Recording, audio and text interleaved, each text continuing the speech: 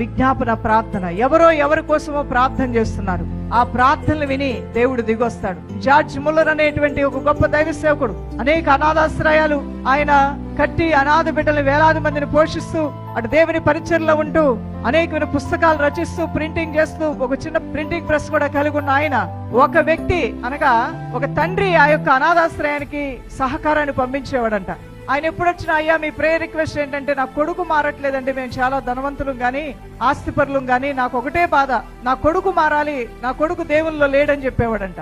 కొంతకాలానికి ఆయన చనిపోయాడు. చనిపోయినప్పటికీ కూడా జార్జ్ ముల్లర్ గారు మాత్రం ఆ తండ్రి వచ్చినప్పుడు ఒక మాట చెప్పి వెళ్తూ ఉండేవాళ్ళు, నా కొడుకు మారాలని. ఆ ఒక్క కొడుకు మారటానికి 25 సంవత్సరాలు ఆయన ప్రార్థన చేస్తూనే ఉన్నాడంట. ఒక శుభదినాన ఆ గొప్ప శ్రీమంతుడు ధనవంతుడు యొక్క కొడుకు జార్జ్ ముల్లర్ అనాథాశ్రయం లోపలికి నడుచుకుంటూ వచ్చాడు. అక్కడికి వచ్చిన తర్వాత జార్జ్ ముల్లర్ అనేవారు ఉన్నారని అంటే ఉన్నారన్నారు. లోపలికి వెళ్ళిన తర్వాత కొన్ని కోట్ల రూపాయలు ఆయన చెక్ రాస్తూ ఉన్నాడంట. ఇంత ధనము ఇవ్వటానికి మీరు దేవుని చేత ప్రేరేపించబడ్డారా అంటే, ఒకప్పుడు మా తండ్రి గారు ఇదే అనాథాశ్రయానికి ఆయన స్పాన్సర్ గా ఉండేవాళ్ళు. కొన్ని సంవత్సరాలు తండ్రి చనిపోయిన తర్వాత గ్యాప్ వచ్చింది.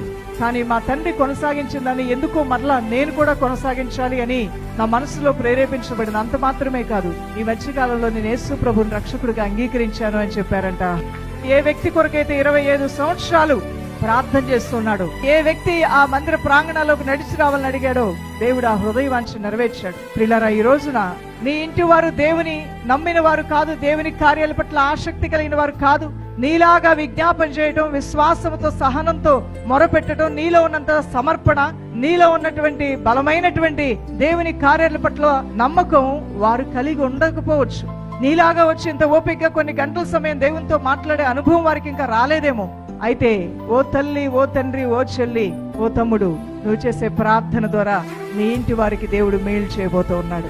ఆ మేలులు ఎన్ని విధాలుగా ఉంటాయంటే అవి అద్భుతంగా ఉంటాయి. ఈ లైఫ్ చేంజింగ్ చర్చెస్ లోనికి మరి యవనస్తులు వచ్చారు. ఆ తర్వాత వాళ్ళ ప్రార్థనల ద్వారా వారి తల్లిదండ్రులు వచ్చారు. ఆ తర్వాత వాళ్ళ ప్రార్థనల ద్వారా బిడ్డలు కూడా రక్షణలోకి వచ్చారు. పిల్లలు వచ్చారు. వాళ్ళ తల్లిదండ్రులు జీవితాల్లో ఉన్న గొడవలు పోవాలి, వాళ్ళు కలవాలని ఆ పిల్లల ప్రార్థన ఆలకించి దేవుడు భార్యాభర్తలను కలిపాడు. వారి తండ్రిలో ఉన్నటువంటి తాగుడు అలవాట్లు పోవాలని పిల్లలు వచ్చి ప్రార్థన చేశారు. ఈ ప్రార్థనలు ఆలకించి వాళ్ళ తండ్రిలో ఉన్న తాగుడు అలవాట్లు తీసివేశాడు.